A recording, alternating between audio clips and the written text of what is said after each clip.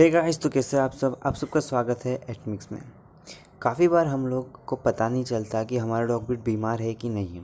हम रेगुलरली जो फीड करते हैं वही फीड करते रहते हैं, उसे इवन प्रॉब्लम हो रही हो वो भी पता नहीं चलता, और खाना खाना छोड़ देता है तो भी हमें लगता है कि चेंज इन वेदर या फिर कुछ और रीज़न होगा इसलिए कर रहा है, बीमार तो नहीं है।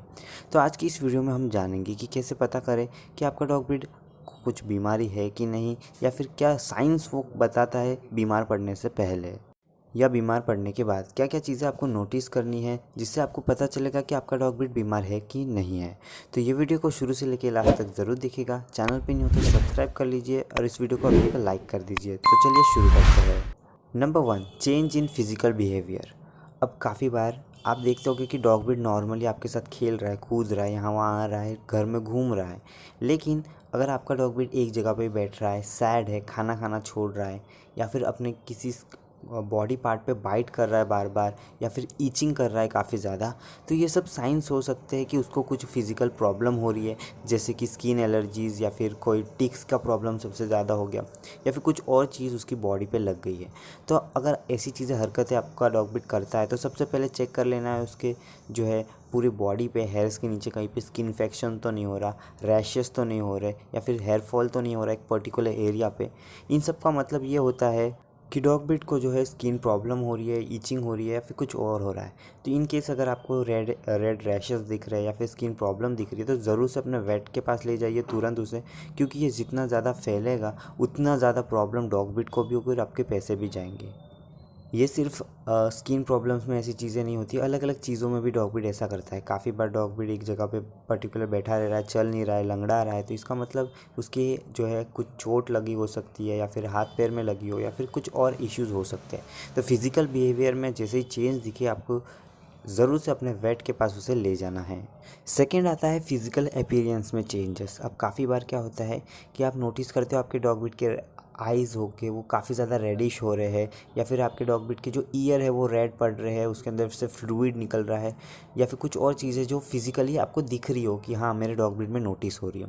तो वो सब चीज़ें भी आपको नोटिस करते रहनी है, इससे भी एक साइन होता है। अगर आपके डॉग ब्रीड के ज़्यादा ईयर में से कोई फ्लूइड निकल रहा है वाइट, तो मे बी उसको ईयर इन्फेक्शन हो सकता है, या फिर आपका डॉग ब्रीड का जो आइज़ रेड हो रही है तो उसके कारण कुछ प्रॉब्लम हो रही हो सकती है।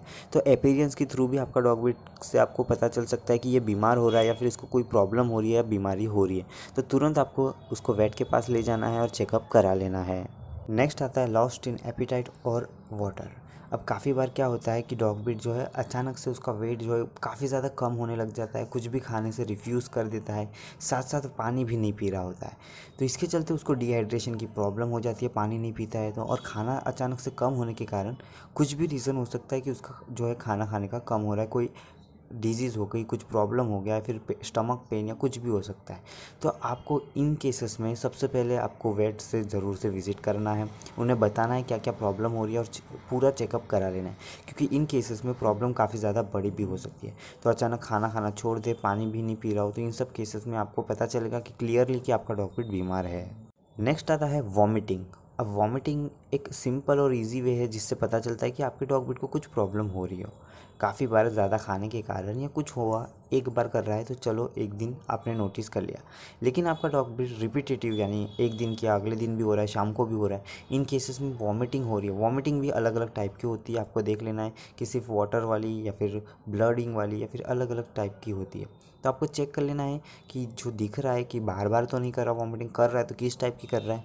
और इन सब केसेस में सबसे ज़्यादा आपको ध्यान देना पड़ता है कि आपको उसको वेट के पास जितने जल्दी हो सके उतने जल्दी ले जाना है, क्योंकि इसमें जो है बैक्टीरियल इन्फेक्शन या फिर आपका स्टमक इन्फेक्शन आपके डॉग ब्रीड को कुछ भी हो सकता है। तो इस केसेस में जितने जल्दी आप अपने डॉग से वेट्स को ले जाओगे उतना अच्छा उसके लिए रहेगा और आपके लिए भी रहेगा। नेक्स्ट आता है डायरिया। काफ़ी बार डॉग ब्रीड को डायरिया भी हो जाता है, और काफ़ी लोग समझते कि कुछ नहीं, डायरिया तो हुआ, ठीक हो जाएगा एक दिन में। ये क्योर हो जाता है होम जो भी आप टिप्स लगा रहे हो, होम रेमेडीज़ कर रहे हो उससे एक दो दिन में तो ठीक है। अगर क्योर नहीं होता तो इसके मतलब काफ़ी सीरियस प्रॉब्लम हो रही है आपके पपी को या फिर डॉग ब्रीड को। तो इस केस में भी आपको वेट से विजिट कराना पड़ेगा और आपको पता चलेगा कि आपका डॉग ब्रीड बीमार है। तो ये सारे इजी और कॉमन वेज़ है जिससे आप अपने डॉग ब्रीड को पता कर सकते हैं कि वो बीमार है कि नहीं, उसके साथ कुछ प्रॉब्लम हो रही है कि नहीं। तो इसको ज़रूर से ध्यान रखिए। अगर हो रहा है तो ज़रूर से वेट के पास ले जाए, स्किप ना करें, क्योंकि जितना लेट करोगे उतनी प्रॉब्लम बढ़ सकती है और जितने जल्दी ले जाओगे आपका डॉग ब्रीड क्योर हो जाएगा। आशा करता हूँ आपको इस वीडियो से कुछ ना कुछ सीखने मिला होगा, कुछ ना कुछ जानने मिला होगा। अगर मिला है तो वीडियो को भी एक लाइक कर दीजिए, चैनल पर नहीं हो तो सब्सक्राइब कर लीजिए। मिलता हूँ मैं आपको ऐसी इंटरेस्टिंग वीडियो के साथ।